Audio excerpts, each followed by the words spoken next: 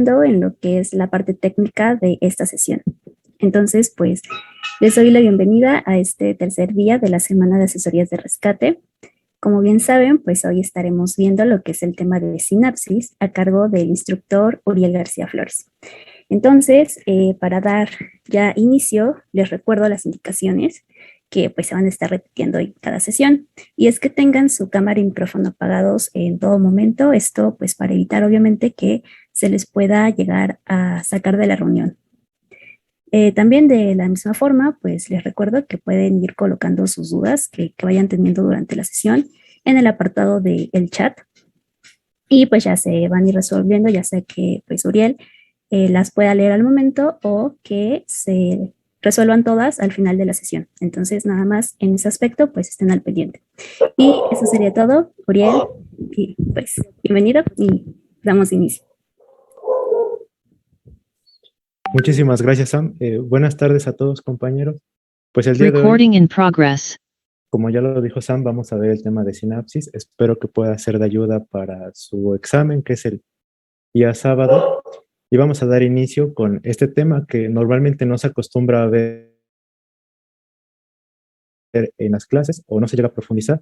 Así que vamos a ver lo más importante, ya que es un tema muy apasionante, ¿no? Entonces, para esto yo lo dividí en 5 módulos, los cuales son generalidades, ¿sí? Si vamos a hablar de sinapsis, es muy importante también hablar de los neurotransmisores.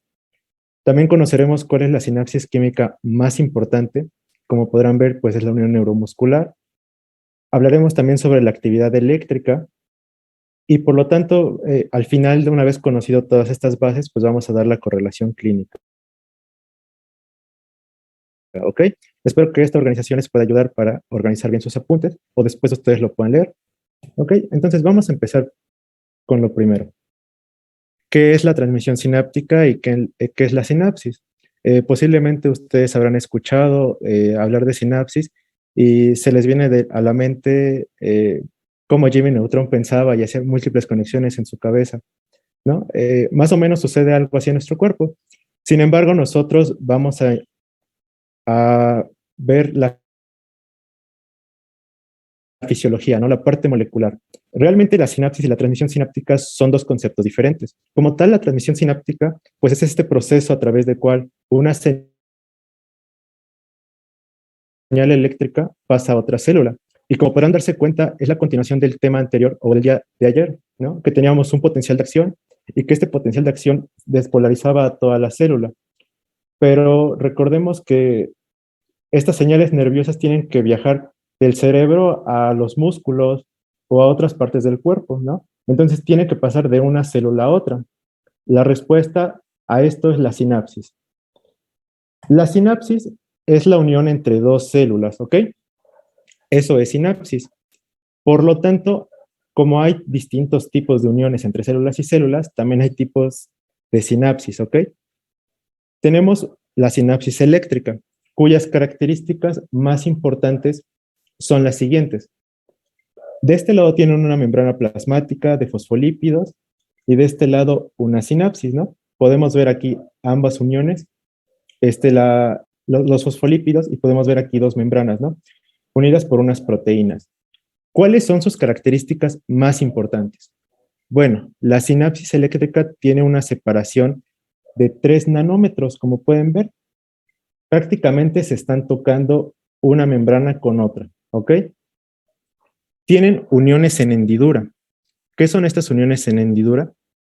Son estas proteínas que pueden ver, ¿sí? Que los libros siempre nos dicen que son conexones formados por conexinas y que estas conexinas forman hemicanales, ¿no? Pero a ciencia cierta, cuando ya reciben el nombre o la forma de estos canales, reciben el nombre de uniones en hendidura. Entonces, dejémoslo de esta manera. ¿Qué propiedades le dan las uniones en hendidura a nuestra célula? Pues generan una vía de baja resistencia.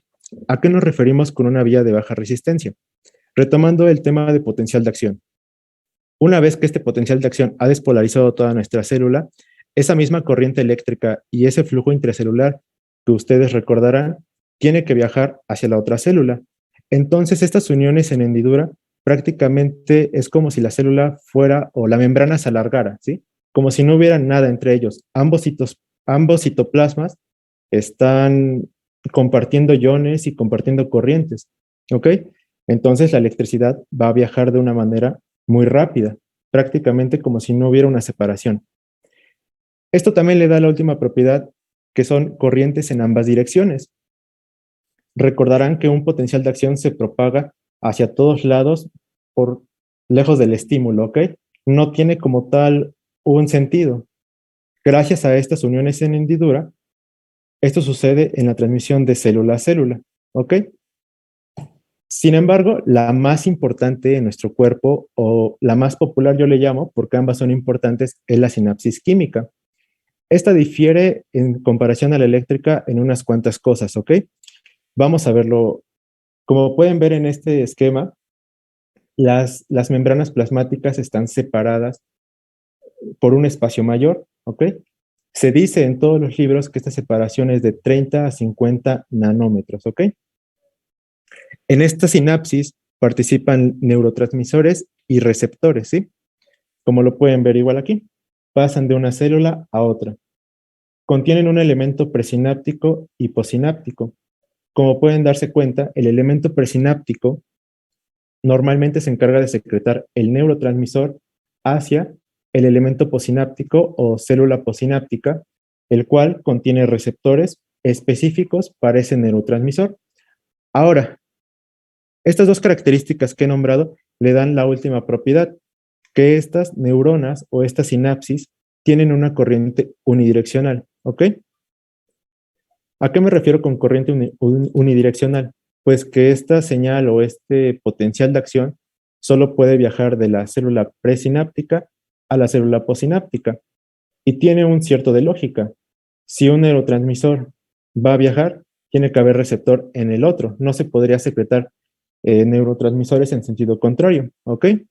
Lo pongo entre paréntesis o en signos de interrogación, porque sí, bueno, los libros nos pueden decir que hay neurotransmisores, o probablemente alguien lo había leído, que hay neurotransmisores de la membrana posináptica a la membrana presináptica.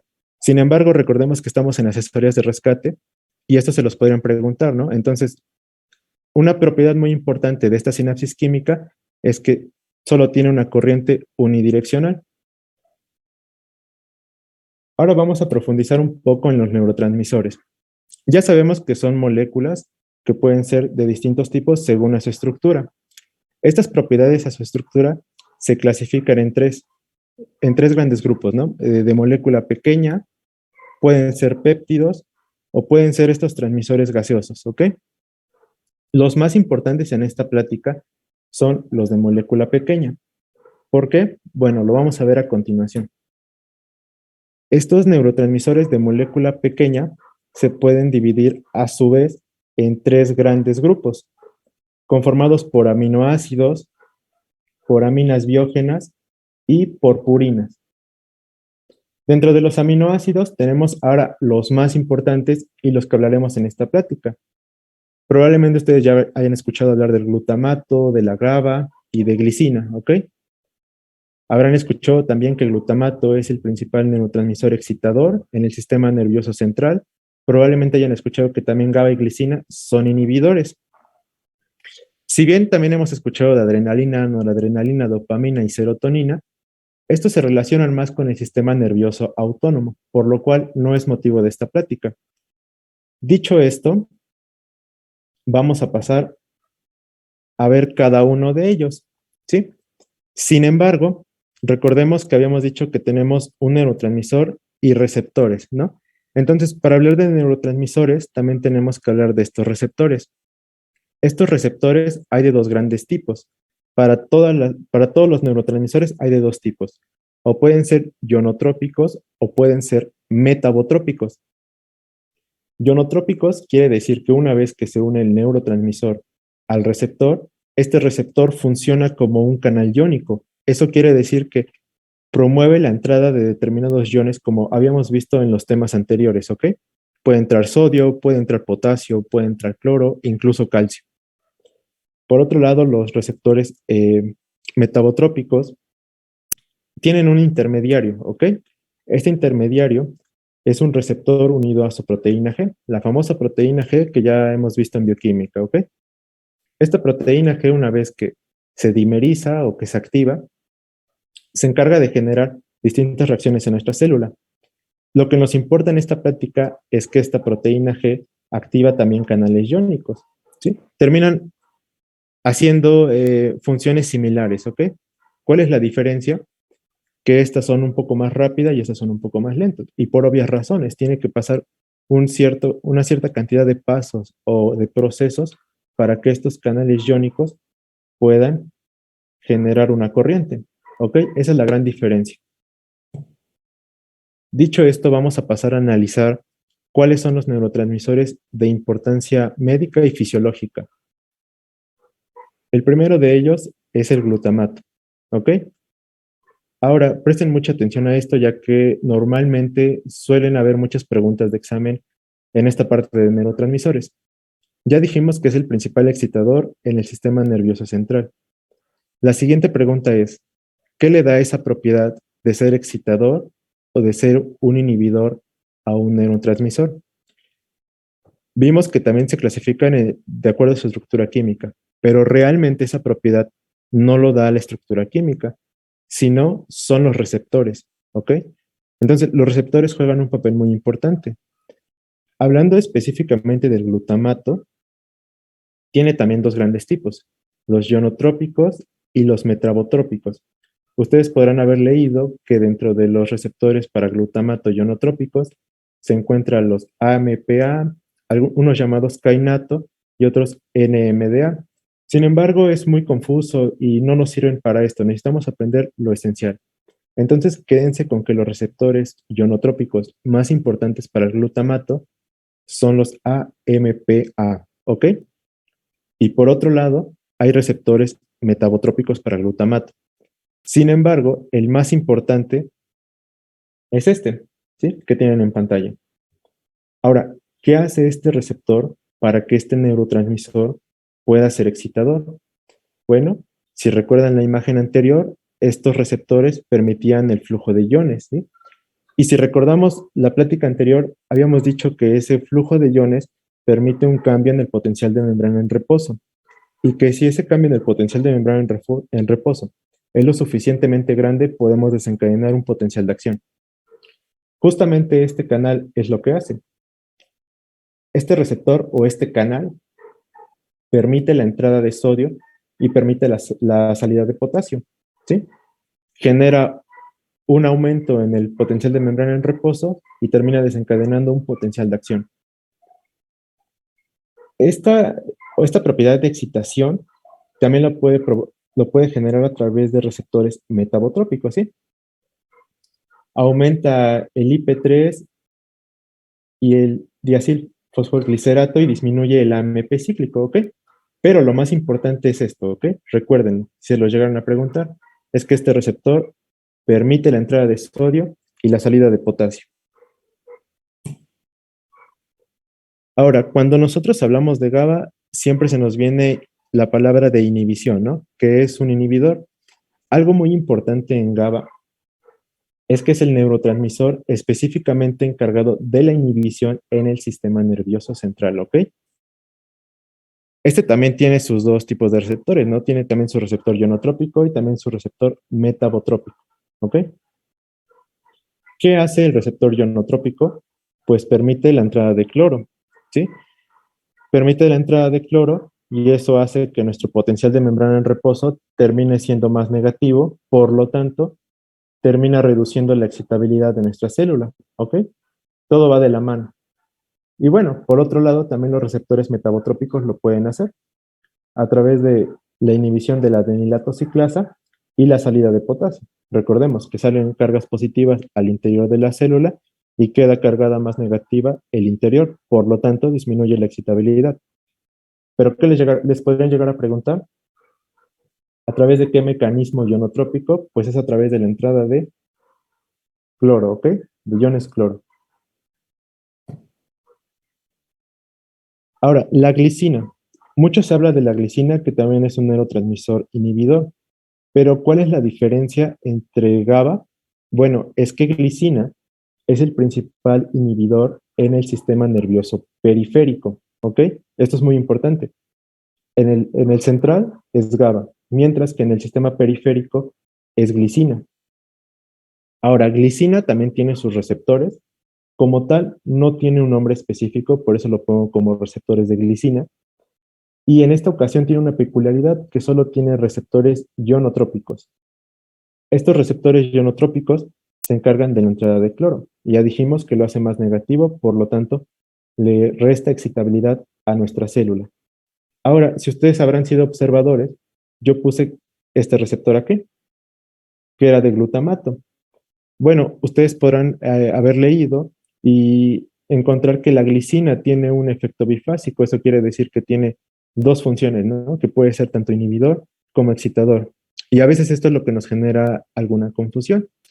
Estrictamente es inhibidor, pero ¿por qué se dice que también puede ser excitador? Bueno, pues es que puede sensibilizar estos canales o estos receptores de glutamato, ¿sí? Los sensibiliza. Entonces hace que respondan al glutamato de una mejor manera y por lo tanto ayudar a la función del glutamato, ¿ok? Pero esto no es importante. De hecho, para cuestiones de examen, si les llegaran a preguntar, es estrictamente inhibidor, porque imagínense que no hubiera glutamato, aunque sensibilice el receptor, sin glutamato no va a haber un efecto positivo, ¿ok? Tengan cuidado con eso. Y bueno, vamos a hablar sobre la acetilcolina, que probablemente sea el más famoso. ¿Por qué puse acetilcolina entre paréntesis o preguntándonos, no? Y es que la verdad, la acetilcolina es un neurotransmisor un poco complejo, que tiene muchas funciones y que es muy importante. Entonces, la acetilcolina va a tener una función distinta en el músculo esquelético y en el músculo cardíaco. En el músculo esquelético va a generar contracción, ¿ok? Va a tener un efecto positivo, mientras que en el corazón va a tener un efecto depresor, es decir, va a disminuir la función del músculo. Pero ¿cómo lo hace? Porque es que tiene este efecto bifásico, ¿por qué tiene dos efectos en el corazón si al final de cuentas es el mismo neurotransmisor? Bueno, pues recuerden, siempre va a ser gracias a los receptores, ¿ok? En esta ocasión, los receptores de acetilcolina que funcionan en el músculo esquelético van a permitir la entrada de el ion sodio, ¿ok? Por lo tanto, pues generará un efecto positivo en nuestro potencial de membrana en reposo, llega al umbral y desencadena un potencial de acción, ¿ok? Mientras que en el corazón permite la salida de iones potasio, ¿no? Entonces, si salen estas cargas positivas, queda cargada negativamente nuestra membrana. Por lo tanto, se vuelve más difícil de excitar y eso disminuye la actividad del corazón. Esto es gracias a los receptores de acetilcolina. También tiene ionotrópicos y metabotrópicos. Ojo, esto también resulta ser de examen constantemente. De hecho, yo recuerdo cuando llevé la materia que me preguntaron esto. Los receptores ionotrópicos de acetilcolina se dividen en NM y NN, ¿ok? Puede ser también N1 o N2. Estos receptores ionotrópicos de acetilcolina, N1, se encuentran en el músculo esquelético. Vamos a hablar, de hecho, o bueno, más bien dicho, van a protagonizar la plática del día de hoy. Sin embargo, ustedes les podrían preguntar, oye, ¿dónde se encuentran los receptores N2 o NN ionotrópicos de acetilcolina? Y ustedes podrían contestar erróneamente que en el músculo esquelético. Sin embargo, tiene de otro tipo. Estos se encuentran en el sistema nervioso, ¿ok? Sistema nervioso. Y bueno, por otro lado, también los receptores de acetilcolina son metabotrópicos, ¿sí?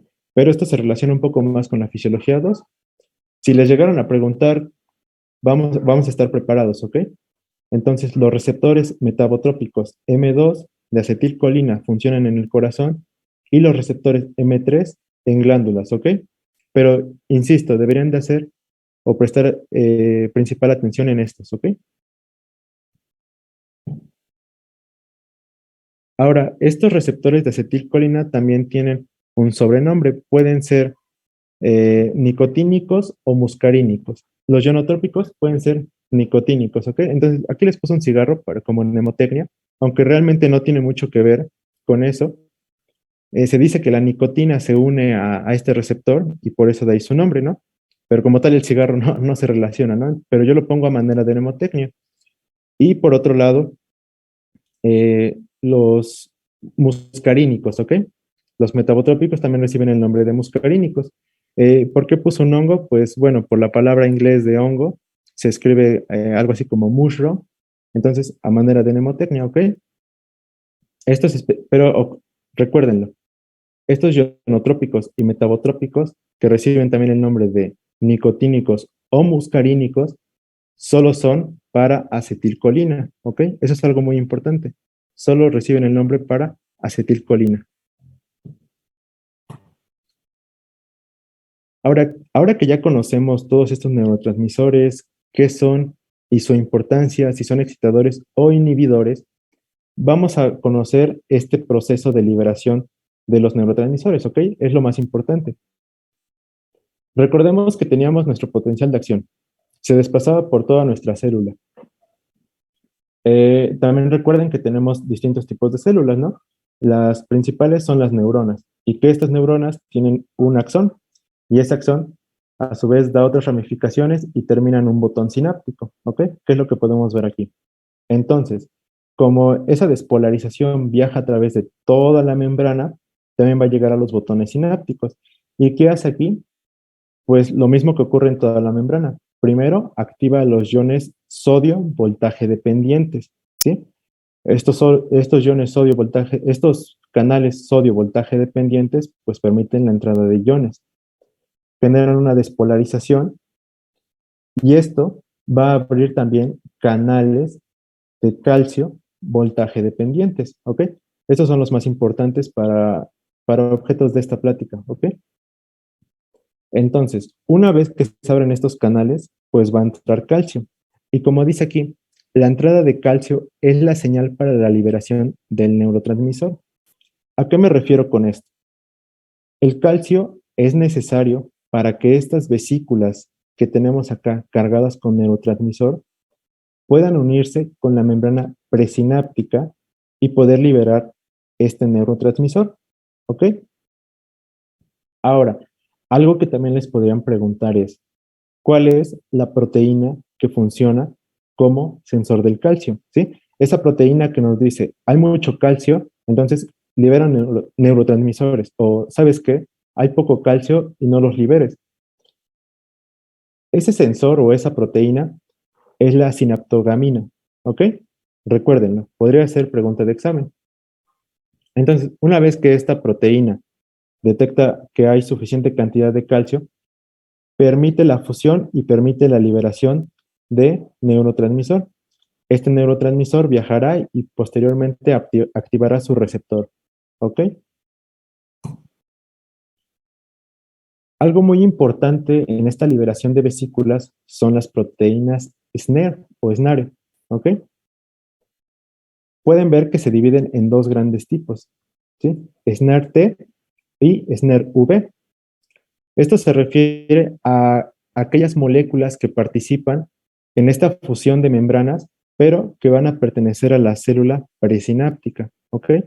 De hecho, lo puse con azul. Como pueden ver, mira aquí, la membrana presináptica son las TSNAR.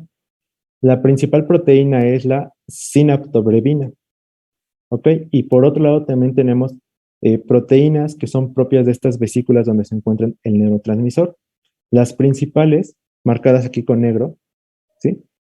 Son la sintaxina y la SNAP25, ¿ok? Ahora, ¿cuál es la importancia de esto? Bueno, veremos más adelante cómo es que distintas toxinas y distintas enfermedades afectan estas proteínas y por lo tanto la neurotransmisión, es decir, la liberación de estos neurotransmisores hacia la célula posináptica, ¿ok? Vean que va en esta dirección. Recuérdenlo. ¿Cuáles son T y cuáles son V? Entonces, una vez que ya ha llegado nuestro neurotransmisor hacia su receptor, necesitamos deshacernos de ese neurotransmisor, si no, pues nuestra célula siempre estaría excitada, siempre estaría activada y no queremos eso. Entonces, hay tres grandes mecanismos por los cuales se puede destruir un neurotransmisor, o más bien dicho, puede dejar de estar activando su receptor. El primero de ellos es la destrucción enzimática. Eso quiere decir que en la hendidura sináptica, es decir, el espacio que hay entre la célula presináptica y postsináptica, se encuentran algunas enzimas. Como dijimos que el protagonista en este caso es la acetilcolina, la enzima encargada de degradar a esta acetilcolina es la acetilcolinesterasa, ¿ok? Es lo más importante. Ahora, hay otro mecanismo llamado captación presináptica. Eso quiere decir que hay distintos transportadores, como este, que una vez que ha salido el neurotransmisor, se encargan de recapturarlo, es decir, de meterlo dentro de la célula presináptica y posteriormente, a través de otros mecanismos, se volverá a meter hacia las vesículas sinápticas, ¿ok? No solo en la célula presináptica, sino también puede ser en otra célula, ¿ok? Como pueden verlo acá. Y por otro lado, el tercer mecanismo es la difusión. ¿Qué quiere decir la difusión? En este caso difiere un poco de lo que ya habíamos visto. Simplemente es que este neurotransmisor se diluye, ¿ok? Pasa hacia otras estructuras donde no hay receptores y simplemente deja de activar a los receptores de acetilcolina, ¿ok?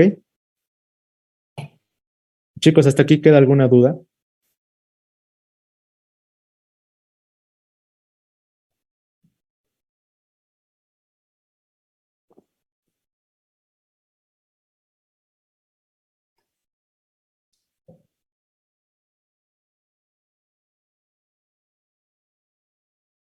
Ah, ok. Ok, ¿qué fue lo que dijiste de la difusión?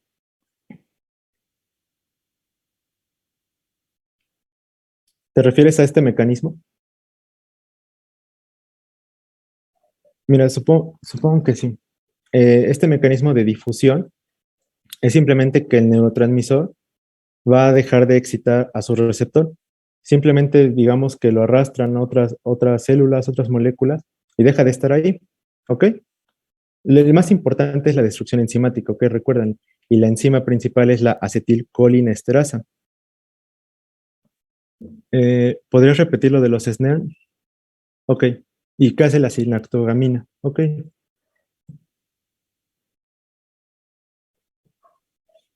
Ok, recuerden, llega nuestro potencial de acción, abre los canales de sodio y de sodio y después los de calcio, ¿ok? Y ustedes podrán haber leído que el calcio es necesario para la fusión de vesículas, ¿ok? Pero hay un mecanismo específico por el cual este calcio produce la fusión. Entonces, la proteína que se encarga de detectar si hay una cantidad grande o pequeña de calcio es la sinaptogamina, ¿ok? Les pongo un ejemplo. Queremos liberar neurotransmisor. Entonces, se abren estos canales de calcio voltaje dependientes y el que detecta que hay una cantidad intracelular de calcio para liberar, o que están dando la señal, ¿sí? Que están dando el chiflido para que se pueda liberar este neurotransmisor, es esta proteína, ¿ok? Recuérdenlo, es el sensor del calcio. Ahora, las proteínas SNER, como tenemos proteínas en las vesículas de los neurotransmisores y también tenemos proteínas en la membrana presináptica, ¿ok? ¿Sí? Es un proceso muy complejo que incluye a ciertas enzimas, pero probablemente eso no lo pregunten. Lo que sí les pueden preguntar es, ¿cuáles son estas proteínas que se encuentran en las vesículas, cubriendo las vesículas, y cuáles son aquellas que se encuentran recubriendo la membrana presináptica? Ya que a final de cuentas, ambas son importantes porque recordemos que estas dos membranas, ¿sí? Tanto la del neurotransmisor como la de la célula presináptica, se van a terminar fusionando para liberar el neurotransmisor. ¿Ok? Entonces, SNERV quiere decir B de vesículas. ¿Ok? B de vesículas hace alusión a las del neurotransmisor. Entonces, puedes ver que aquí está marcada con color negro, al igual que esto. Las dos más importantes son sintaxina y SNAP25. Estos sí se los podrán preguntar. Ahora, T hace alusión a la membrana presináptica. De estos, la más importante es la sinaptobrevina, ¿ok? Eso es lo más importante.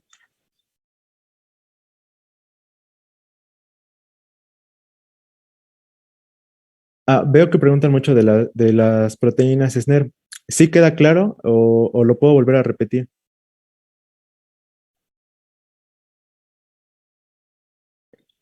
Luego, ¿puedes repetir lo de la destrucción enzimática, por favor? Claro. Ok. Miren, como queremos que nuestro neurotransmisor deje de estar en el receptor, porque imagínense que el neurotransmisor siempre estuviera excitado a ese receptor, ¿ok? Entonces, imagínense que generara la contracción muscular, pues imaginen, siempre estuviéramos contraídos, ¿no? Todos tiesos. Y nadie quiere estar tieso, ¿no? Entonces tiene que haber unos mecanismos por los cuales este neurotransmisor deje de excitar a este receptor. El principal es la destrucción enzimática. ¿Cómo lo hace? Bueno, específicamente la acetilcolina es destruida por esta enzima, ¿ok? Esto sí se los van a preguntar. Y lo degrada en acetil-CoA y colina, ¿ok? Eso es lo más importante. Habrá otras neurotransmisores que también tengan su enzima propiamente dicha que los degrade, pero siempre que hablemos de fisiología vamos a hablar de la acetilcolina, ¿ok?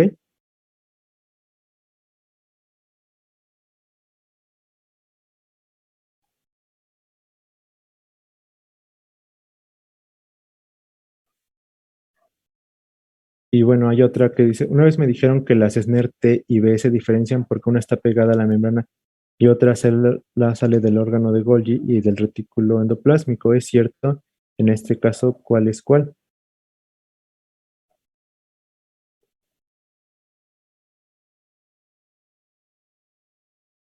Es correcto, sí.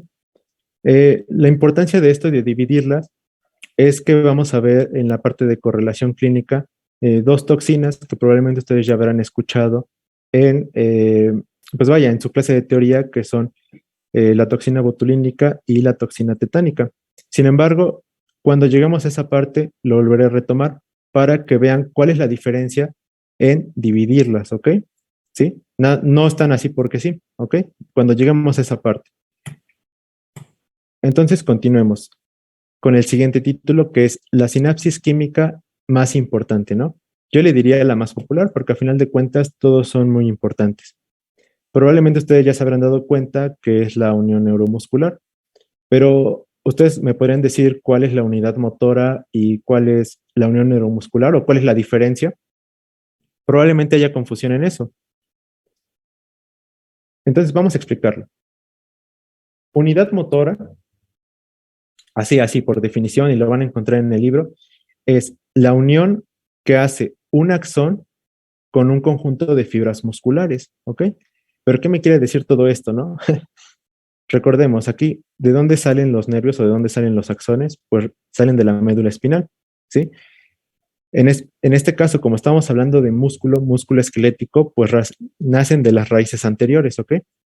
Probablemente ustedes ya en anatomía ya lo habrán visto y hay una ley llamada ley de Bell-Mayendi que nos dice que aquellas neuronas que salen de la raíz anterior son motoras y aquellas neuronas que salen de la raíz posterior son sensitivas, ¿ok? Entonces, en este caso estamos hablando de neuronas motoras. Tenemos nuestra neurona y ven que posteriormente se ramifica, ¿ok? Se ramifica en múltiples botones sinápticos, que normalmente es lo que acabamos de ver en la imagen anterior, ¿ok? Entonces, cada uno de estos botoncitos sinápticos, ¿sí? Se va a unir a una fibra muscular. Entonces, una unidad motora son todas estas fibras musculares inervadas por estos múltiples botoncitos, ¿ok? Pero que a final de cuentas salen de un solo axón, ¿ok? Ahora,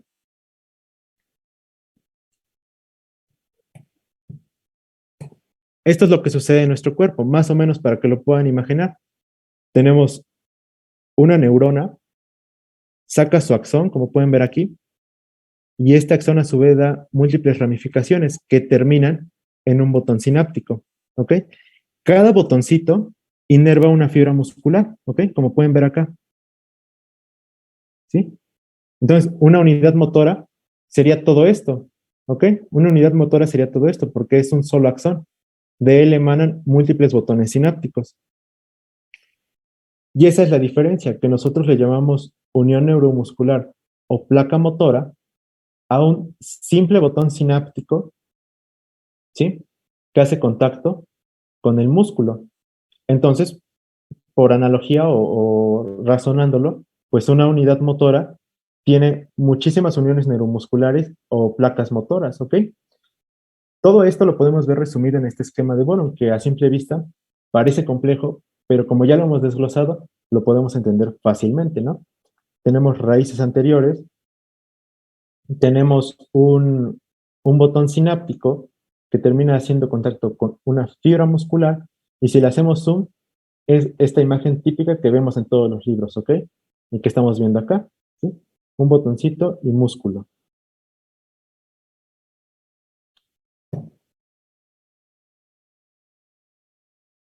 Ahora vamos a hablar sobre la actividad eléctrica, ¿ok? Que es lo más importante y a veces termina siendo un poco tedioso, pero vamos a irnos despacio. Antes, chicos, queda un poco de dudas con lo anterior, lo mencionado anteriormente.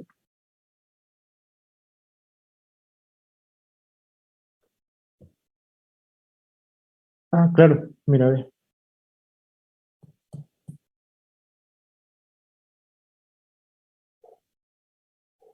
Entonces, ustedes podrán encontrar, pues vaya, o podrán tener esa duda de qué es unidad motora, qué es placa motora, qué es unión neuromuscular, ¿sí? A veces es un poco complejo y, por ejemplo, algunos libros nos dicen que tal fibra inerva esto y que luego el conjunto de esto, ¿no? Y totalmente es un revoltijo.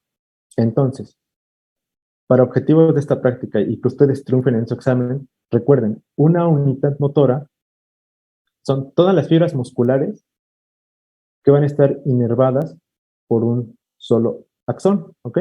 Este axón se ramifica en muchos botones sinápticos y cada botoncito sináptico va a ser unión en una fibra muscular.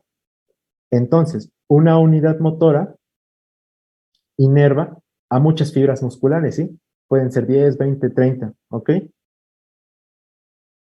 Mientras que la unión neuromuscular, o también llamada placa motora, es simplemente esta unión, ¿sí? Esta unión pequeñita que está acá sobre el cursor, de un botón sináptico sobre una célula o una fibra muscular, ¿ok? Si le hacemos zoom a esta imagen, a este pequeño botoncito, tendríamos esto, ¿sí?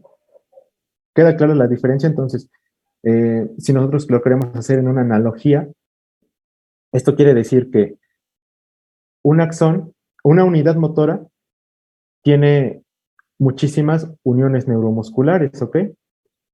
Pero una placa motora o unión neuromuscular deriva de una sola unidad motora, ¿ok? ¿Sí queda claro?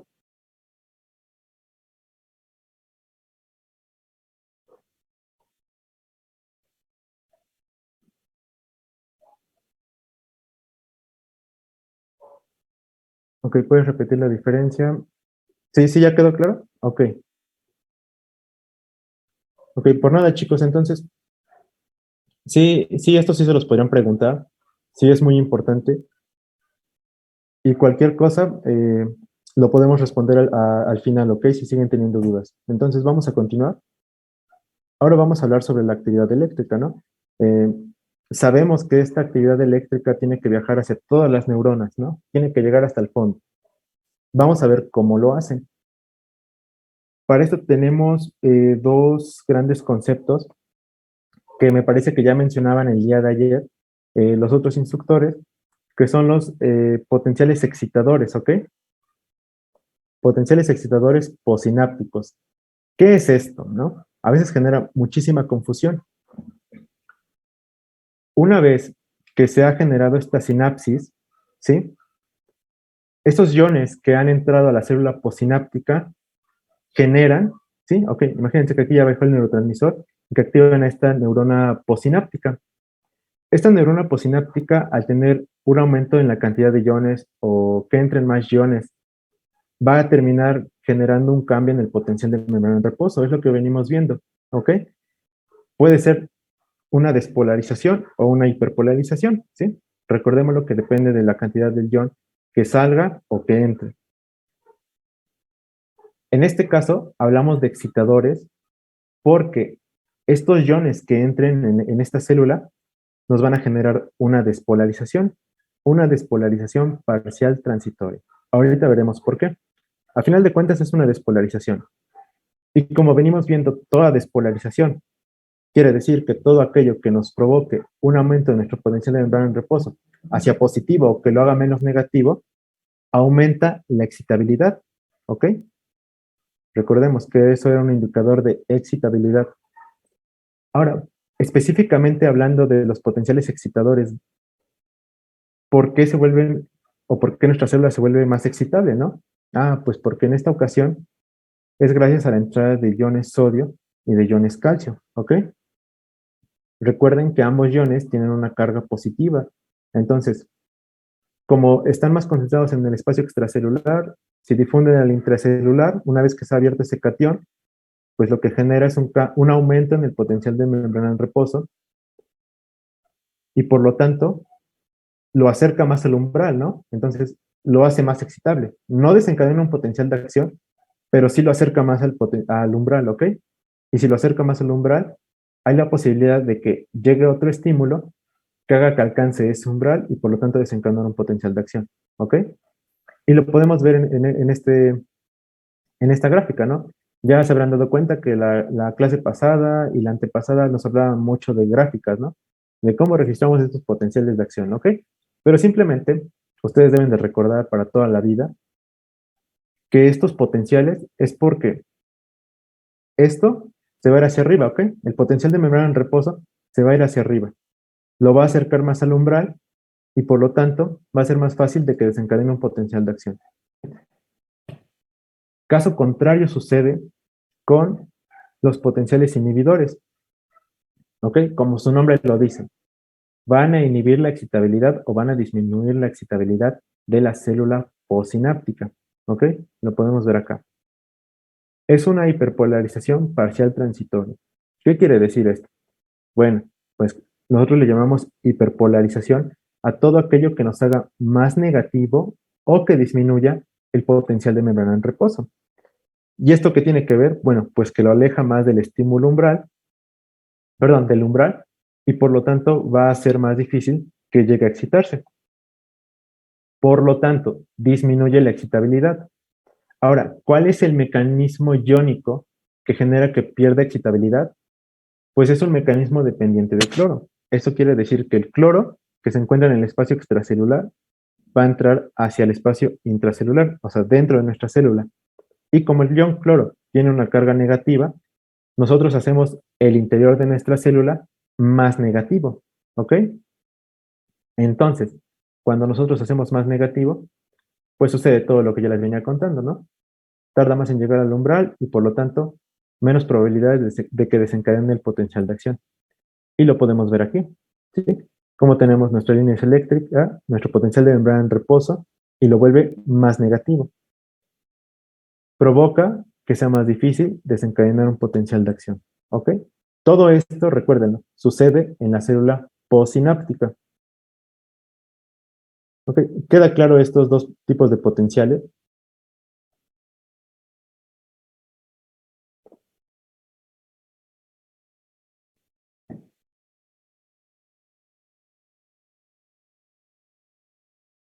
Ok, perfecto. Entonces pasemos a la siguiente. Una característica muy importante de estos dos potenciales que mencioné anteriormente es que son potenciales electrotónicos, ¿no? Probablemente sus instru ya les habían hablado sobre potenciales propagados y no propagados, ¿no? Que los propagados son estos que terminan en potenciales de acción y los no propagados, pues son estos estímulos electrotónicos, ¿ok? Que simplemente generan un cambio en el potencial de membrana en reposo, pero que no necesariamente tienen que llegar al estímulo, al umbral, perdón. Y por lo tanto no necesariamente tienen que desencadenar un potencial de acción, ¿no? Entonces, la importancia de todos estos potenciales electrotónicos, que ya vimos que pueden ser excitadores o inhibidores, es la sumación espacial y la sumación temporal, ¿sí? Como pueden ver, la sumación espacial quiere decir cuando tenemos dos potenciales posinápticos excitadores en dos neuronas diferentes, ¿ok? Imagínense que esta neurona es la posináptica, ¿ok? Llegan dos neuronas que la excitan a la vez, ¿ok? Cada uno genera un potencial excitatorio, ¿ok? Como vimos anteriormente. Entonces, lo podemos registrar en esas gráficas famosas de voltaje, ¿no? Y podemos ver que cada curva es como si fuéramos sumando, ¿ok? Entonces, gracias a estos procesos, estas corrientes o estos potenciales van a generar un cambio más grande en el potencial de membrana en reposo. Y como podemos ver acá, podrán llegar al estímulo umbral, que está marcado con la línea punteada. Entonces, una vez llegado al umbral, por fin va a desencadenar potenciales de acción. Potenciales de acción representados con estas líneas verticales, que como recordemos, una de las propiedades, pues que siempre van a ser del mismo tamaño, ¿ok? Bien esquematizado acá. Y por otro lado, la sumación temporal es cuando hay un segundo potencial excitador antes, o sea, como si presionáramos un botón detrás de otro, ¿no? Estamos estimula y estimula y estimula antes de que desaparezca el otro, ¿ok? Entonces, todos esos cambios, al final de cuentas, se van acumulando, por decirlo de alguna manera, y hacen que este cambio en el potencial de membrana en reposo sea lo suficientemente grande y de igual forma, una vez llegado al umbral, desencadenarán múltiples potenciales de acción, ¿ok? Esto es muy importante. Entonces, recopilando todo esto y la práctica anterior, estos potenciales electrotónicos y estos potenciales excitadores y inhibidores son importantes, sí, porque a final de cuentas, gracias a estos, son la razón por la cual nosotros llegamos al potencial de acción.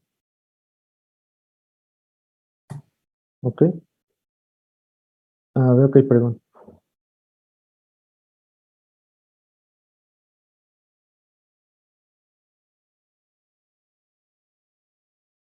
Ok, una pregunta dice, ¿ambos suceden en la célula posináptica?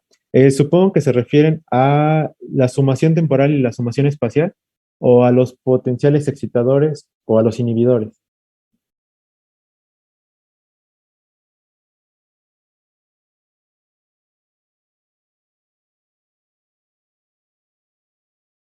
¿Me puedes repetir el primero? ¿Me puedes regalar tu diapo anterior? ¿Se refieren a la de sumación o a la de los potenciales excitadores o inhibidores?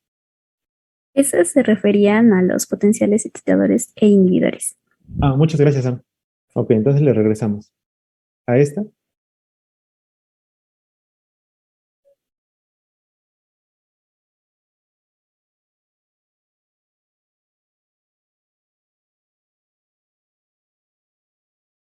Ok, nos vamos a regresar a esta.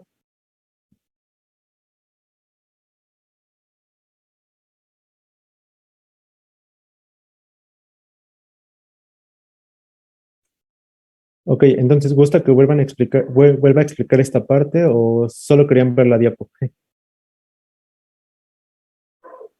¿Sí queda claro?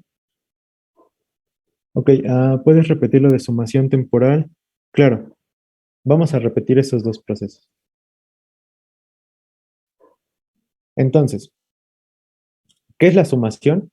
Que esos potenciales excitadores o inhibidores posinápticos que vimos en las diapositivas anteriores se van a unir y por lo tanto van a hacer que desencadenen un potencial de acción. Entonces, tenemos de dos grandes tipos.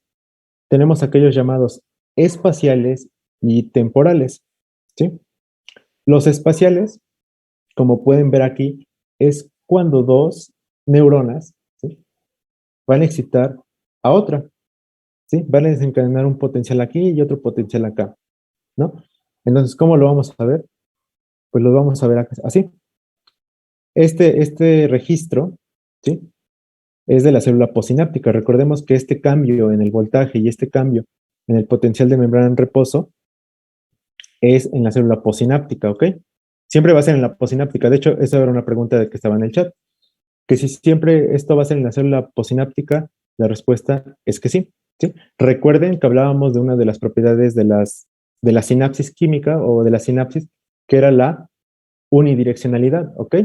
Donde la célula presináptica va a liberar el neurotransmisor y la célula posináptica va a tener estos receptores que a final de cuentas terminan abriendo canales iónicos y que estos canales iónicos permiten la entrada de distintos iones, valga la redundancia, y que terminarán generando un cambio en el potencial de membrana en reposo.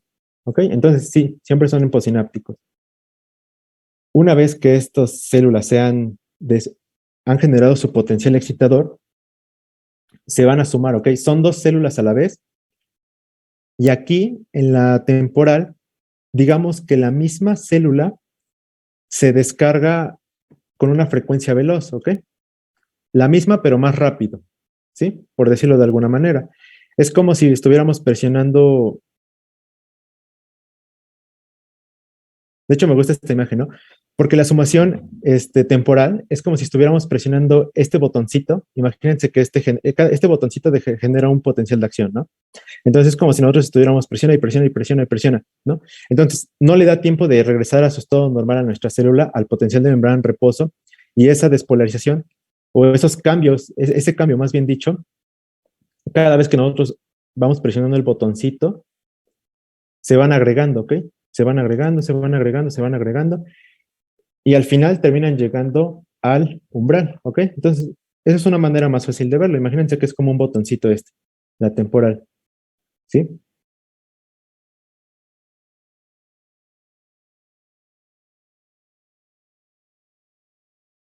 Ok, entonces queda claro cuál es la diferencia entre los procesos de sumación espacial y sumación temporal, que a final de cuentas, lo importante es que ambos procesos van a desencadenar, o más bien dicho, facilitan que se lleve a cabo los potenciales de acción. Esa es su importancia. ¿Sí? Pero bueno, si les llegaron a preguntar, pues recuerden, dos células, espacial. ¿Sí? Dos células al mismo tiempo, la espacial. Temporal, una célula, pero desencadena como si estuvieras presionando un botón, ¿no? La estimulas en distinto tiempo, muy rápido, ¿ok? Esa es la diferencia. Ahora vamos a hablar sobre algunos procesos llamados facilitación y potenciación, ¿sí?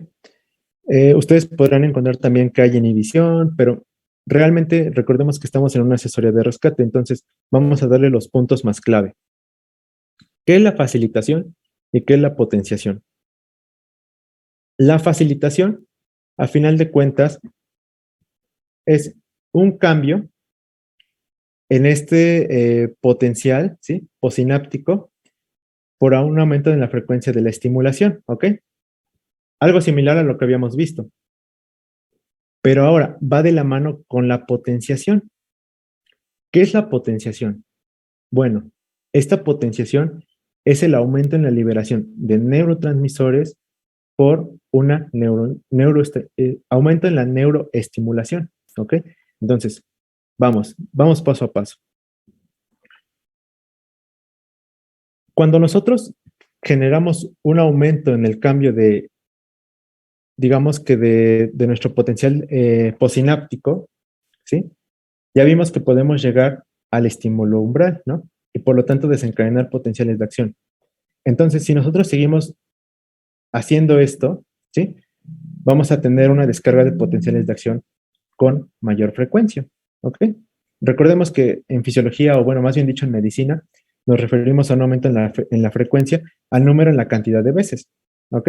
Entonces vamos a tener una mayor cantidad de eh, potenciales de acción por unidad de tiempo, ¿no? Este aumento en la cantidad de potenciales de acción va a generar un aumento en la liberación de neurotransmisores, ¿ok? Van de la mano. Entonces, facilitación se refiere a esta múltiple repetición o este cambio en los potenciales de acción, mientras que el aumento en la liberación de neurotransmisores, que gracias a estos potenciales de acción mayores por unidad de tiempo, se va a dar, ¿no? Entonces, son dos procesos que realmente van de la mano, ¿sí? Sí queda claro más o menos, facilitación y potenciación, que a final de cuentas, ¿cuál es la finalidad de esto? pues que se libera una mayor cantidad de neurotransmisores de una manera más rápida.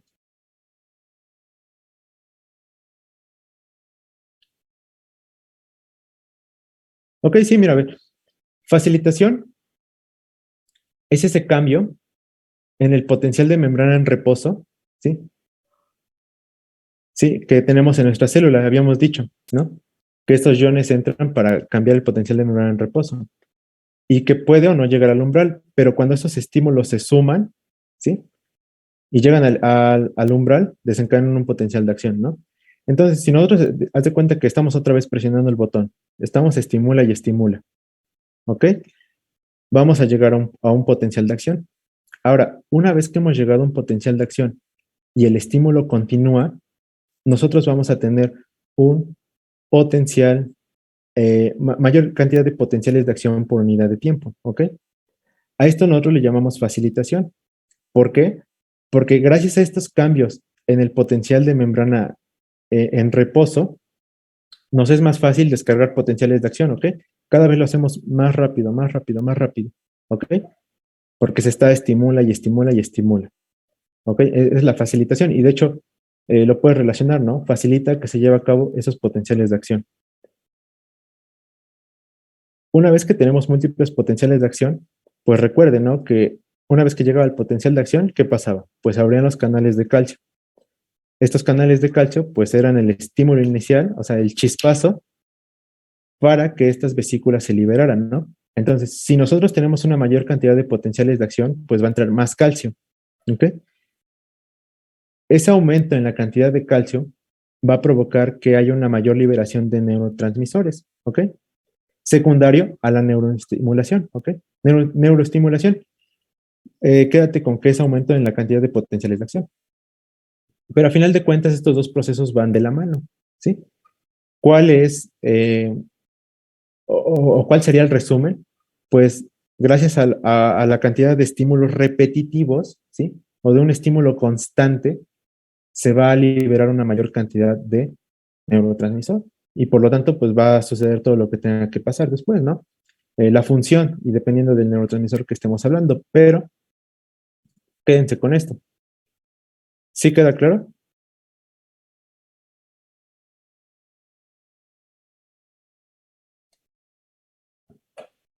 Ok.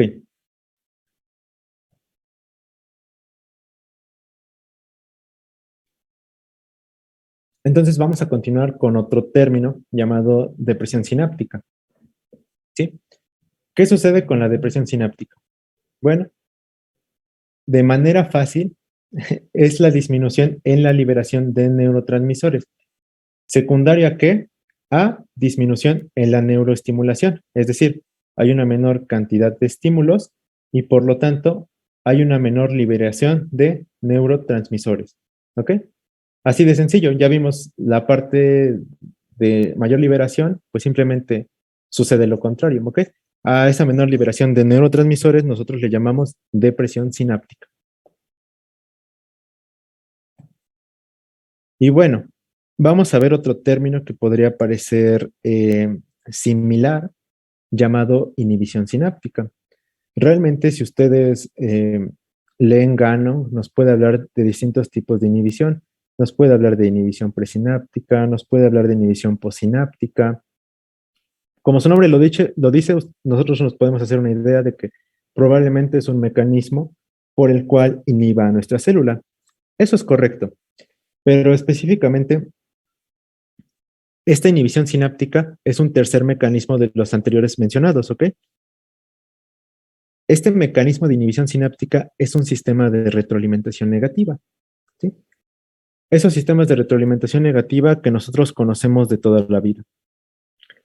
Pero, ¿quién se encarga de generar esto? Bueno, tenemos aquí a una neurona motora, ¿ok? Esta genera una colateral, ¿sí? Y se va a unir a una interneurona inhibidora. Ahora, ojo, esta puede ser pregunta de examen. Esta neurona o interneurona inhibidora que se encarga de inhibir a la célula que estaba excitada, es por eso que es un sistema de retroalimentación negativa, ¿ok? Porque ella misma va a terminar generando una señal para inhibirse, ¿ok?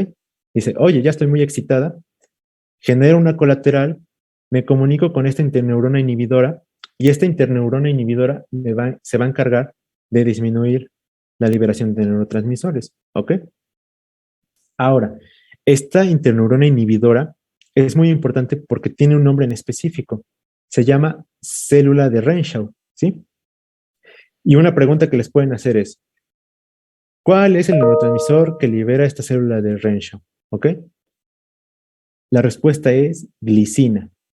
Recuérdenlo, había dos neurotransmisores que eran inhibidores, que era GABA y glicina, pero en este caso la de Renshaw es glicina, ¿ok? Entonces, si ustedes llegaron a leer en la noche o quieren repasar y de repente les vienen muchos conceptos de inhibición sináptica, que de presináptica, que de postsináptica, que de no sé qué, recuérdense que hay un tercer mecanismo, ¿sí? El tercer mecanismo es el sistema de retroalimentación negativa, ¿ok? Este es el más importante y que probablemente les podrían preguntar, ¿ok? No digo que los otros no sean importantes, claro que todo es importante porque por algo está, pero recuerden, necesitamos aprovechar el tiempo para que ustedes triunfen el día de su examen. Entonces, eso sería lo más importante en cuanto a inhibición sináptica, ¿ok? ¿Queda claro todo hasta aquí, hablando de lo de actividad eléctrica?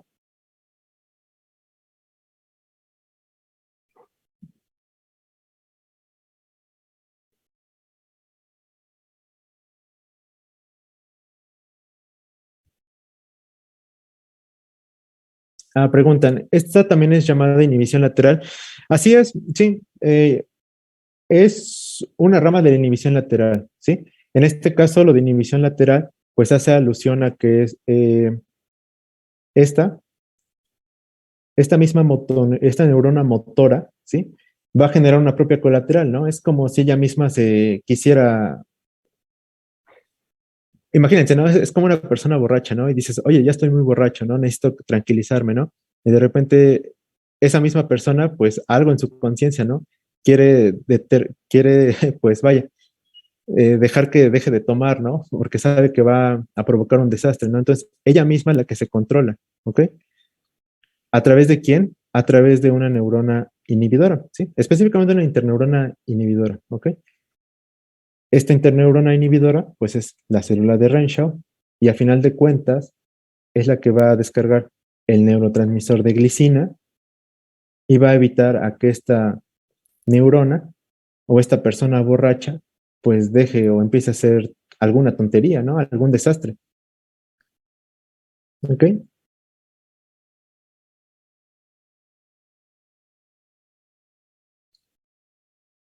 Otra pregunta dice, ¿la glicina es la que actúa sobre el sistema nervioso central y GABA en sistema nervioso periférico? ¿Estoy en lo correcto? Recuerden que sucede al contrario, ¿no? Al revés. GABA es el específico en el sistema nervioso central y glicina en el sistema nervioso periférico. Y de hecho, lo puedes ver aquí en este ejemplo, ¿no? Aquí no hablamos principalmente de neuronas motoras, ¿ok? Entonces, las neuronas motoras pues tienen que viajar de nuestro sistema nervioso central, forman el sistema nervioso periférico para poder llegar pues al musculito, ¿no? Entonces, sí, sería al revés, ¿ok? Recuérdalo, glicina, inhibidor del sistema nervioso periférico, GABA del sistema nervioso central, ¿ok? Sería al revés.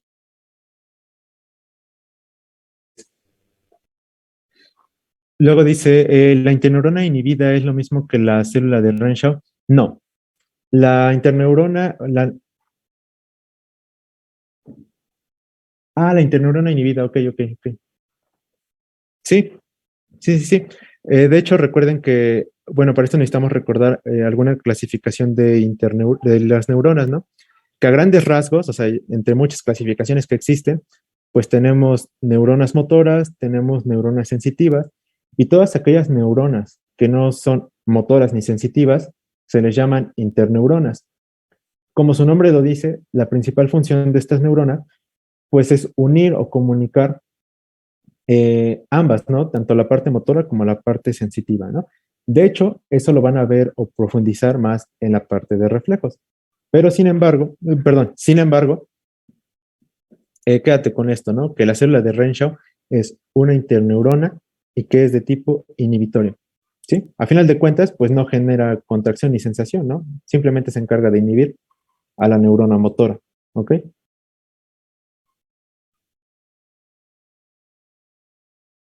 Entonces, ¿todo claro, chicos? Para que pasemos a la parte de correlación clínica, ¿ok? Dale, vamos a continuar. Entonces, la verdad es que yo creo, considero de todos los temas que van a ver en las asesorías, esta es la parte donde les pueden preguntar más clínica, ¿ok? No vamos a ver síntomas ni nada, pero sí vamos a ver cómo estos procesos fisiológicos que hemos visto se recopilan y en alguna parte estos se alteran, generando pues diversos signos y síntomas, ¿no? Pero nosotros nos vamos a enfocar en el mecanismo, ¿no? Para esto vamos a hablar primero de toxinas y fármacos, ¿sí? Hay toxinas que se encargan de bloquear los canales de sodio y hay toxinas también que se encargan de bloquear los canales de potasio. Esta imagen se encuentra en boron, ¿sí? Tiene muchas sustancias, muchas sustancias, pero esas son las más importantes. Y ahí va el truco.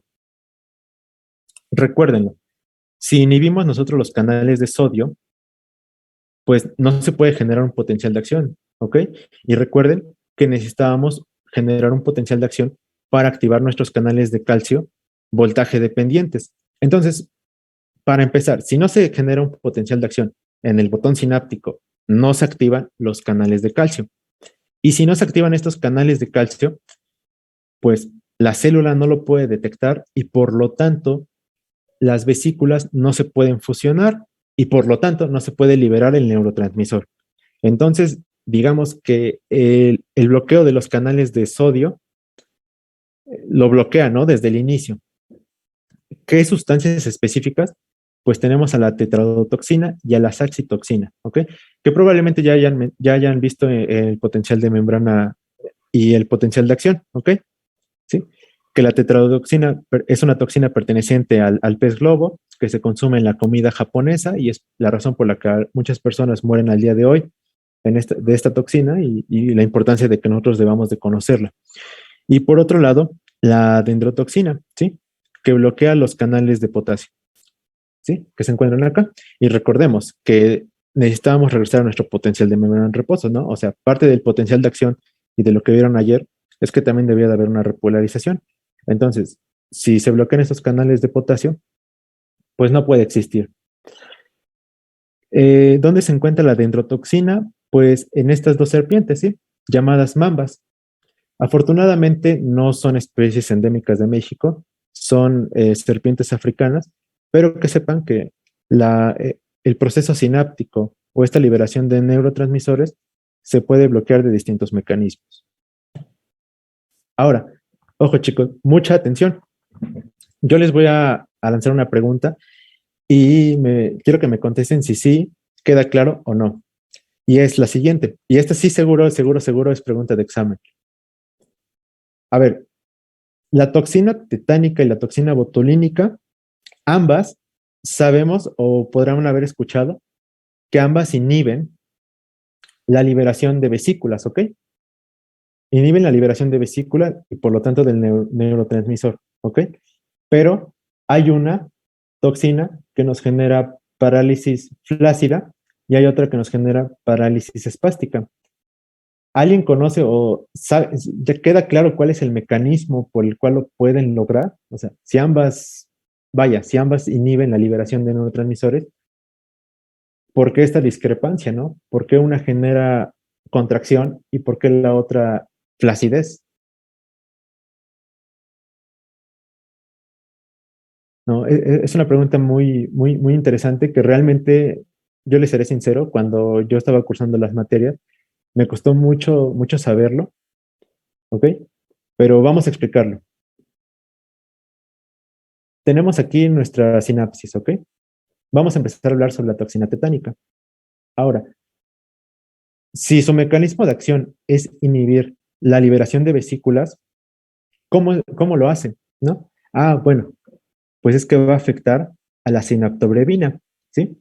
Recuerden que la sinaptobrevina era una BSNER. Eso quiere decir que era una proteína, una molécula que se encontraba en la vesícula del neurotransmisor, ¿ok? Si se afectan estas proteínas, no se va a poder llevar a cabo la liberación, ¿ok? Hasta ahí todos ya lo teníamos claro.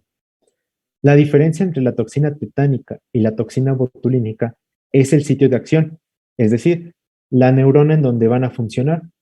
En este caso, la toxina tetánica se encarga o actúa, más bien dicho, en las neuronas inhibitorias, ¿sí? Como vimos anteriormente, ¿no? Cuando nosotros ya tenemos mucha actividad, necesita haber neuronas inhibidoras que nos dicen, oye, tranquilo viejo, ¿no? No te emociones tanto, llévatela con calma. A final de cuentas es un sistema de retroalimentación negativa, ¿no? Todo tiene que estar en homeostasis, ¿no? Bueno, si nosotros, si nosotros bloqueamos estas neuronas inhibidoras, pues bloqueamos al inhibidor, ¿no? Entonces, hay mucha actividad, ¿sí? Mucha actividad de la célula posináptica, ¿sí? En este caso, hablando de la unión neuromuscular, pues, ¿qué va a haber? Va a haber mucha contracción, ¿sí? Porque estamos inhibiendo al inhibidor y es por eso que la toxina tetánica nos da una parálisis de tipo espástica, ¿ok?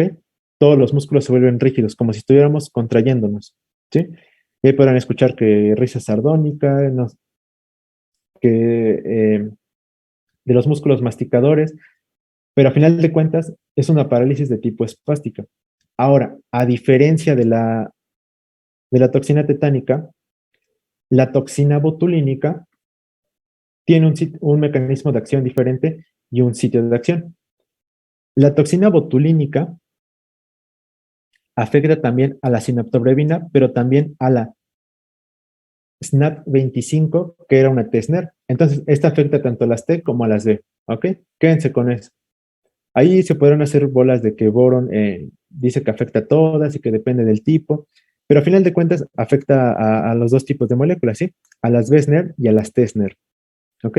Ahora, la parte más importante, y recalco, es el sitio donde actúan, ¿sí? ¿En qué tipo de neuronas? Ah, pues en esta ocasión se encarga de actuar en las neuronas colinérgicas. Y necesitamos a estas neuronas colinérgicas, ¿no? Es lo que venimos hablando toda la plática. Si estas se inhiben, pues no va a haber, simplemente no habrá contracción y habrá una parálisis de tipo flácida. ¿Ok? ¿Queda clara esta diferencia? ¿Sí? Realmente es el sitio de acción, ¿ok?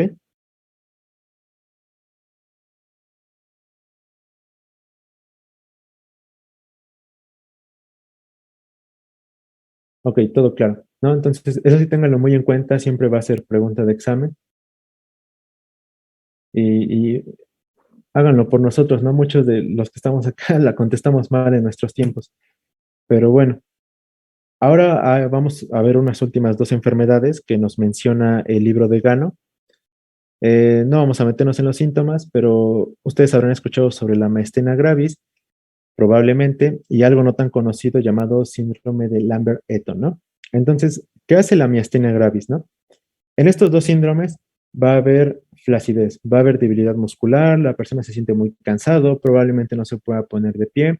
Algo está pasando, ¿no? Algo está pasando que no se está liberando acetilcolina y por lo tanto el músculo no va a poder contraerse, ¿no? Entonces, la miastenia gravis es una enfermedad autoinmune, ¿sí? Que va a afectar a los receptores musculares nicotínicos, ¿sí? Los que venimos hablando toda la plática, ¿no? Entonces, si no se pueden unir la acetilcolina a estos receptores, pues no va a generar ninguna acción la acetilcolina. ¿Cuál era su acción?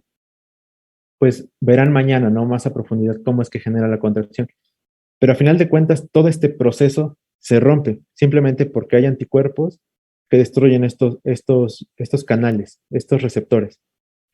Y por otro lado, el síndrome de Lambert-Eaton también genera anticuerpos, pero en esta ocasión hacia los canales de calcio. Y ustedes recuerden que el calcio pues era fundamental, ¿no? Era ese chispazo que nos generaba que las vesículas se unieran. Entonces, si no hay calcio, pues también no va a haber neurotransmisor que se libere y por lo tanto va a haber flacidez muscular, ¿ok? De hecho, aquí lo tienen representado, anticuerpos contra estos canales, ¿no? Dándonos por resultado, pues flacidez en ambos, ¿sí? La diferencia es dónde actúan. Y bueno, chicos, eso sería todo. Aquí están mis referencias. Si existen alguna duda, pues podemos con gusto regresarnos a cualquier parte de la diapositiva. Siéntanse con confianza de preguntar. Lo importante es que ustedes, pues, vayan lo mejor preparados para su examen, ¿no?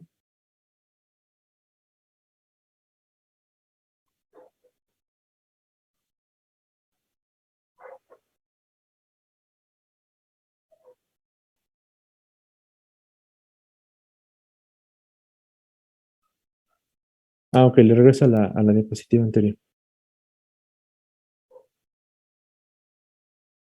Ok, la verdad es que esto es lo más importante. A veces hay muchos libros que nos hacen confundirnos, que nos dicen, o que nos meten historia, ¿no?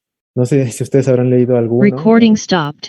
que a veces recomiendan mucho y que a veces nos trae mucha historia, ¿no? Y a veces es tedioso, ¿no? Porque tenemos una noche para estudiar o tenemos una semana y queremos lo más importante, ¿no? Entonces, la verdad es que traté de resumirlo y para que a ustedes les sirviera y que normalmente es lo que más preguntan. Si ustedes me pedirían alguna recomendación para leer esta noche o para repasar todo lo que dije, yo les recomendaría el libro de Gano, ya que Gano pues habla mucho del sistema nervioso central muy padre, o también el libro de Fisiología de Linda Constanzo, es muy resumido y la verdad es que lo salvará de apuros.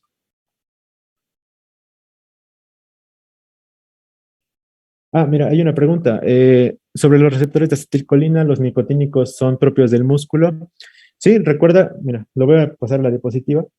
Recuerda que hablábamos que había dos tipos, nicotínicos y muscarínicos. Dentro de los nicotínicos había una subdivisión, ¿no? Los N1 o NN y NM o N2, ¿no? Y que unos, si te llegaron a preguntar, unos eran para el músculo, que eran los N1, y los N2 o NM se encontraban en el sistema nervioso, ¿ok? Mira, aquí está. Esa es la clasificación. Eso sí se los pueden preguntar, ¿no? Son como de esas preguntas que a veces hacen que digan que fisiología te hace llorar o que es muy difícil, pues normalmente son ese tipo de preguntas, ¿no? Algo que no está muy acostumbrado a verse.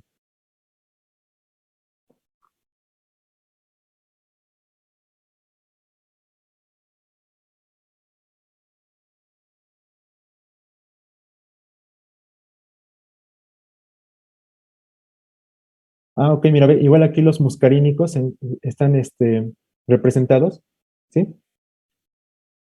Los más importantes, ¿sí? Realmente los muscarínicos son tema de fisiología 2, pero los más importantes y los que siempre podrían preguntar, pues son los que se encuentran en el corazón, que son los M2, que se encargaban de que fuera depresor, ¿sí? De dar este efecto depresor, ¿ok? Solo les recomendaría que se acuerden de esto. Realmente lo que les van a preguntar son estos, los ionotrópicos.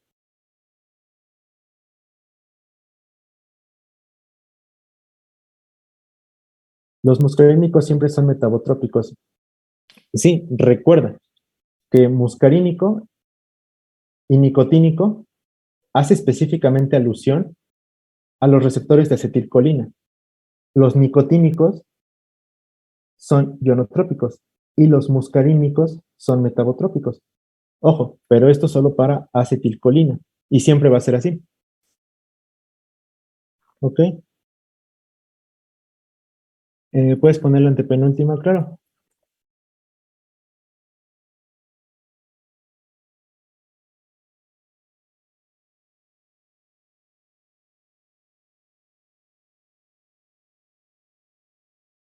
Ok, si es esta diapositiva.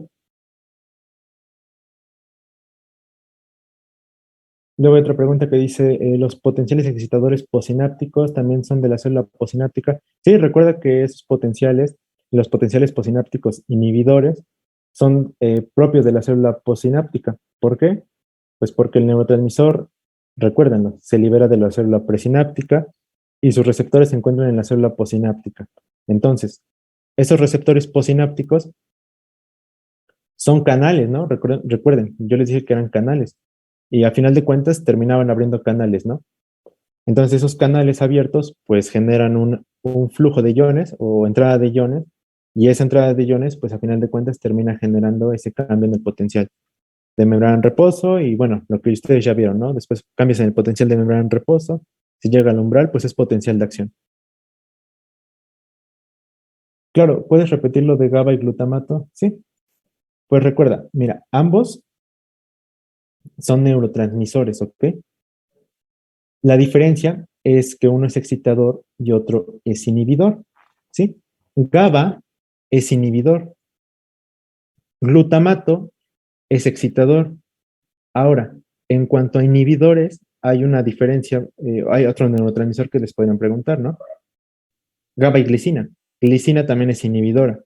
¿Cuál es la diferencia entre GABA y glicina? Ah, pues que el primero, que es GABA, actúa en el sistema nervioso central, glicina en el sistema nervioso periférico, ¿no? Entonces, te podrían preguntar eso.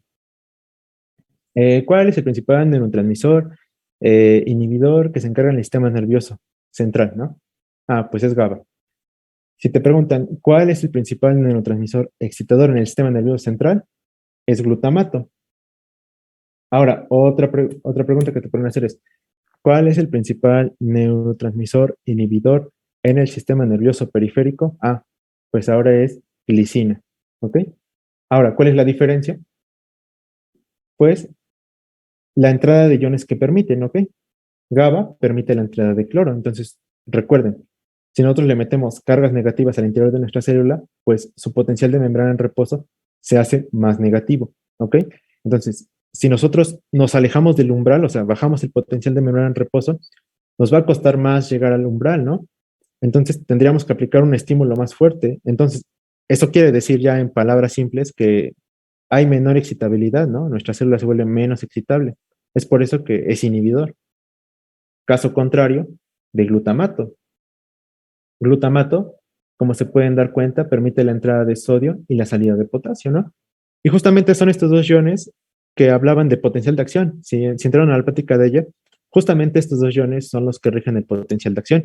En esa dirección, la entrada de sodio y la salida de potasio. ¿Por qué? Pues el sodio generaba carga positiva al interior de nuestra célula, ¿ok? En la despolarización. Una vez o pasado este pico, tenían que salir iones potasio para regresar al potencial de membrana en reposo, ¿no? Entonces, por eso que la salida de potasio. Es por eso que este neurotransmisor es excitador y es por eso que este neurotransmisor es inhibidor, ¿ok? ¿Sí queda clara la diferencia de GABA y glutamato?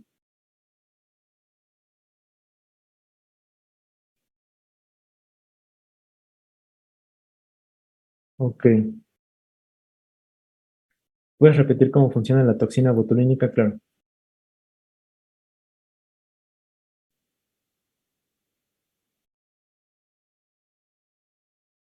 Ok, entonces, toxina botulínica. Toxina botulínica, al igual que la toxina tetánica, pues va a inhibir la liberación de neurotransmisores. ¿Por qué? Porque afecta a la sinaptobrevina y a la SNAP25, ¿ok?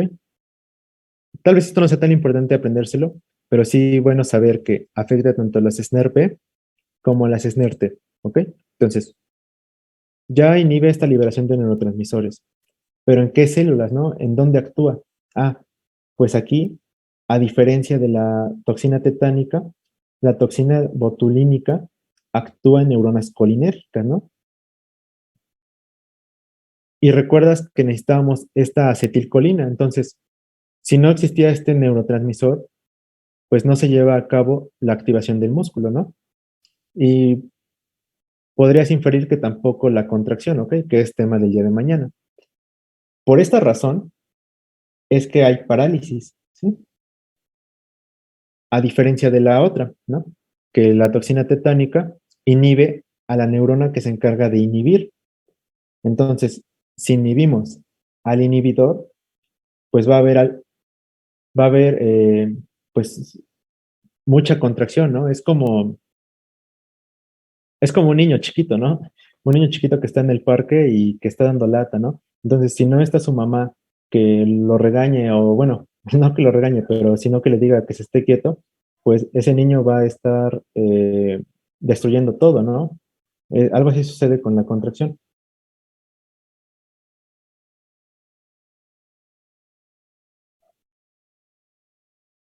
Ok, sí queda claro la diferencia de toxina botulínica y tetánica.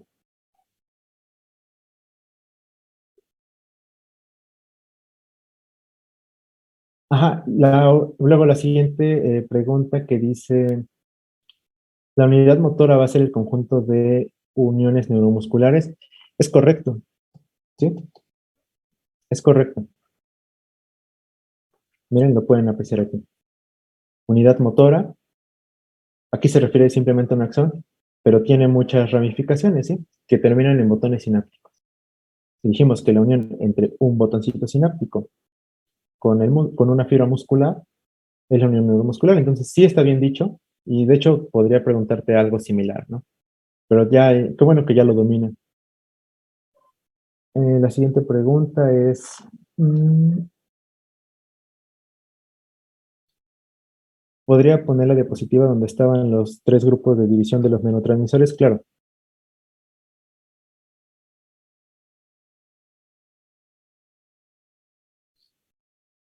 esa es la primera división. De hecho, todos los que acabamos de ver, GABA, glicina y glutamato, pertenecen al grupo de los de molécula pequeña, ¿ok? Si se los llegaron a preguntar.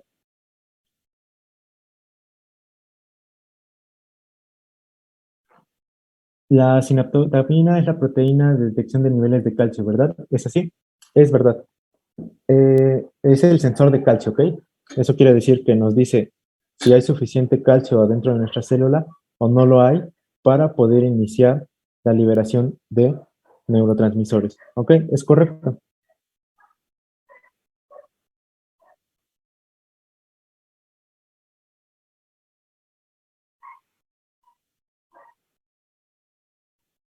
Perdón, me perdí un poco, solo hablamos de potencial posináptico, no comprendo si debo estudiar eso o potencial presináptico.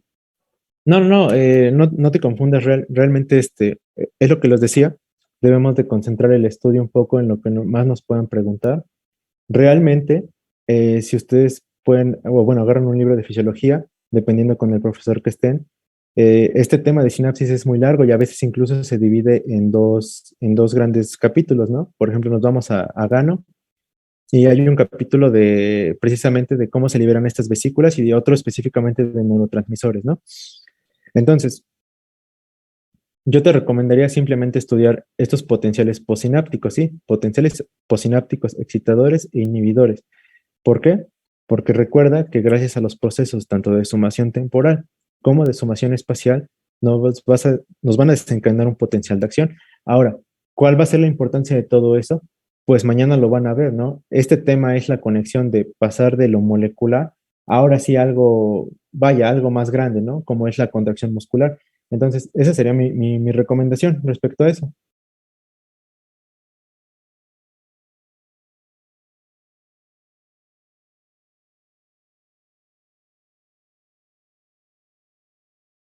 ¿Habrá examen simulacro? Ah, eso sí, ya no sé. ¿Podrías repetir lo de retroalimentación negativa, por favor? Claro.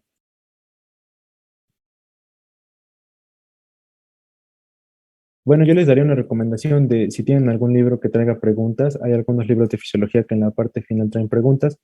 La verdad es que sí son un muy buen repaso, ¿no?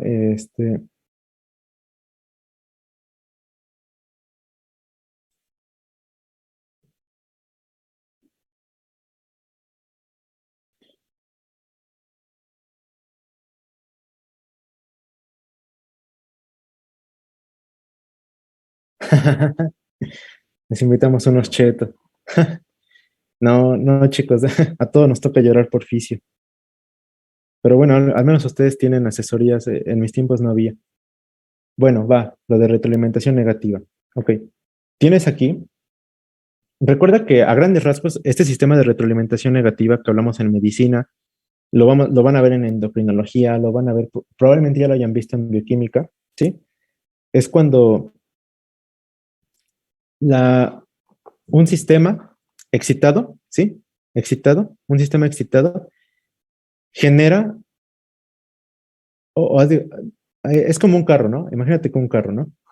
Presionas el acelerador, pero tú sabes que debes de tener el freno, ¿no? Entonces, estos sistemas de retroalimentación negativa es este freno, que cuando ya has acelerado mucho, te permiten frenar a ti mismo. Es decir, no hay ninguna otra persona en el carro, simplemente tú tienes el control, ¿sí? Entonces, en esta ocasión, ese freno, ¿sí? Lo genera la misma neurona motora, genera una colateral. Esta colateral activa a esta neurona inhibidora, ¿sí? Que es célula de Renshaw. Y esta célula de Renshaw, pues descarga glicina, que recuerden, es un neurotransmisor inhibidor. Por lo tanto, va a disminuir la excitabilidad de mi neurona motora, ¿ok? Pero al final de cuentas es un sistema de retroalimentación negativa porque esta neurona motora genera, o más bien dicho, manda esta señal a esta neurona inhibidora para que la detenga, ¿no? Es como si ella misma presionara el freno y va a haber otra neurona que a final de cuentas genere la acción, ¿sí? Pero pues recuerda, ella misma inicia este proceso, ¿no? Entonces, por eso que se llama sistema de retroalimentación negativa. Ok, vamos a ver si hay otra.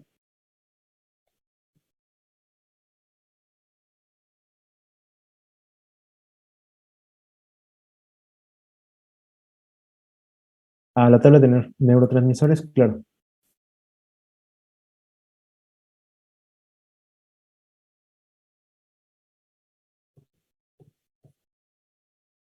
¿Te refieres a esta? Ojo, pero recuerda que esta tablita solo hace alusión a los neurotransmisores de molécula pequeña, ¿ok? Los péptidos y los neurotransmisores gaseosos en esta ocasión, pues, no son de importancia. Sí se mencionan en los libros, ¿no? Que el óxido nítrico, pues, es un neurotransmisor gaseoso, pero antes que preguntarles eso de qué hace el óxido nítrico y cuáles son los neurotransmisores gaseosos, les van a preguntar la función de glutamato, de GABA o de glicina.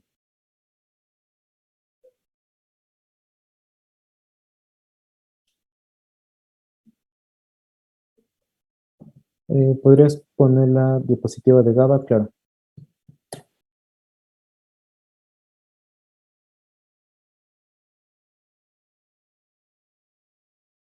Aquí está, recuerda, entrada de cloro a través de su receptor ionotrópico, ¿ok? Entonces se hace más negativo y por lo tanto disminuye la excitabilidad.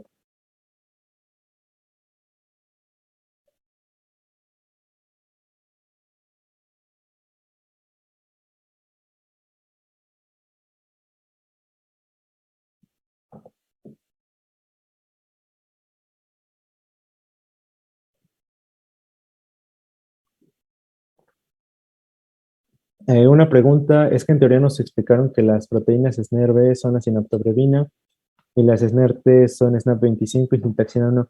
Sí, es correcto. Justamente te lo comentaron muy bien. Y mira, de hecho lo vimos en una diapositiva, pero no pasa nada, vamos a volverlo a ver, mira. Entonces, este complejo SNER, pues son proteínas de las membranas que se encargan de generar esta unión entre la vesícula, la membrana de la vesícula que tiene el neurotransmisor y la membrana posináptica, ¿ok? Porque a final de cuentas, como puedes ver acá, estas dos van a terminar uniéndose para liberar el neurotransmisor, ¿ok?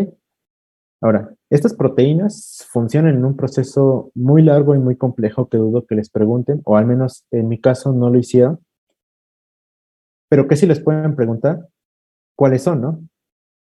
Conocerlas, ¿no? Es importante conocerlas.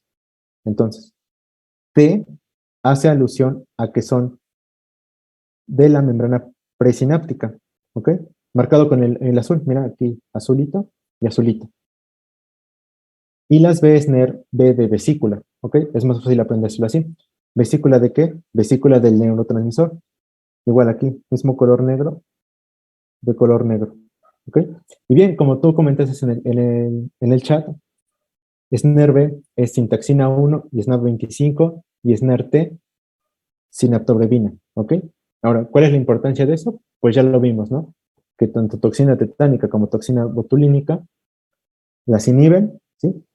Y por lo tanto no se lleva a cabo esta fusión entre la membrana presináptica y la vesícula, ¿sí? De los neurotransmisores, ¿no? ¿Ok?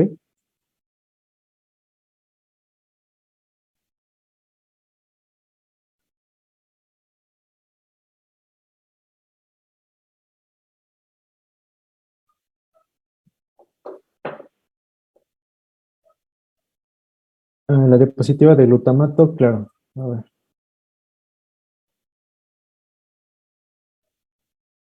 ahí está la de glutamato. Ok, queda clara la función del glutamato.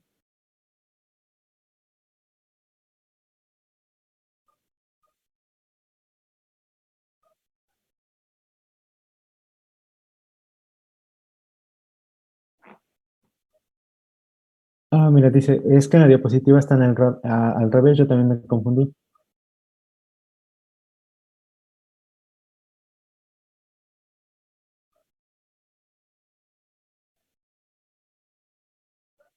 Ok, ok, ya te entendí. Perdón, una disculpa, yo leí mal tu comentario.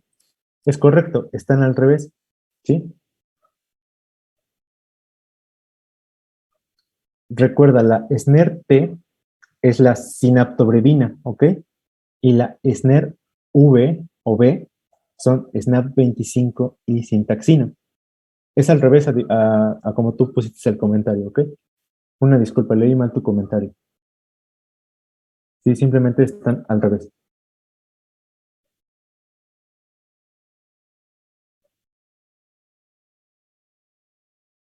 Ok, chicos, entonces ya no quedan dudas si lo podemos dar por terminado o queda alguna más, la podemos responder.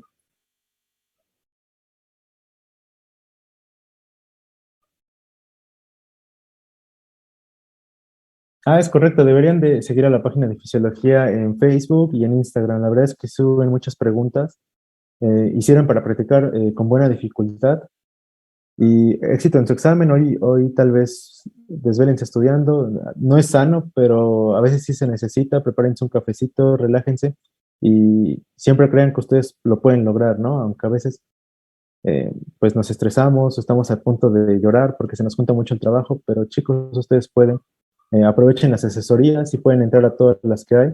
Realmente en mis tiempos no había y me hubiera gustado mucho tener a alguien que me guiara, ¿no?